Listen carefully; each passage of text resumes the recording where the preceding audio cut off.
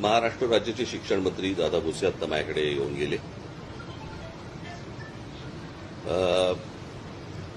त्यांची भूमिका त्यांनी सांगण्याचा प्रयत्न केला.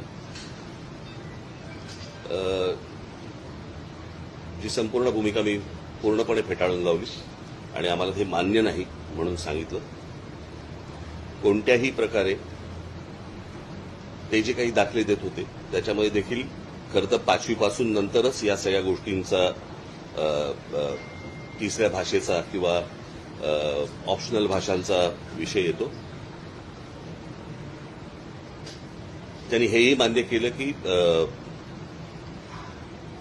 राष्ट्रीय शिक्षण धोरण जे आहे त्याच्यामध्ये देखील अशा प्रकारची कुठचीही गोष्ट समावेश केलेला नाहीये. त्यांनी ते राज्यांवरती टाकलेली गोष्ट आहे आणि राज्यांवरती टाकलं असताना हे का करतायत किंवा ह्यांना का करायचंय हे अजून अनाकलनीय आहे.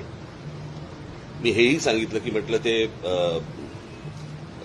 काय ते तुमच्या उच्च शाळा द्या सीबीएसई आणि वगैरे वगैरे या सगळ्या शाळा ज्या आता नव्याने आल्या या सगळ्या आयएस अधिकाऱ्यांसाठी म्हणून काढल्या गेलेल्या शाळा होत्या. त्यांच्या मुलांसाठी की त्यांना जे देशभर इकडे तिकडे फिरावं लागतं त्याच्यासाठी म्हणून त्या शाळा काढल्या गेल्या होत्या. आता त्या गोष्टींचं त्या शाळांचं वर्चस्व ह्या राज्यांच्या शाळांवरती जास्ती करण्याचा प्रयत्न आहे आणि मला असं वाटतं की तोच एक केंद्रातला आणि या सगळ्या आयएस अधिकाऱ्यांचा हा त्यांचा तो अजेंडा आहे. मी म्हटलं महाराष्ट्र हे का कशासाठी करायचा प्रयत्न करतोय जे बाकीची कुठचीही राज्य करायचा प्रयत्न देखील करत नाहीये. काही गोष्टींची उत्तर त्यांच्याकडे नव्हती आणि ते तेच गोष्टी बोलत होते. परंतु आम्ही त्या दिवशी मला असं वाटतं मी पत्रकार परिषदेमध्ये माझा संपूर्ण भूमिका मांडली. माझी तीच भूमिका आहे.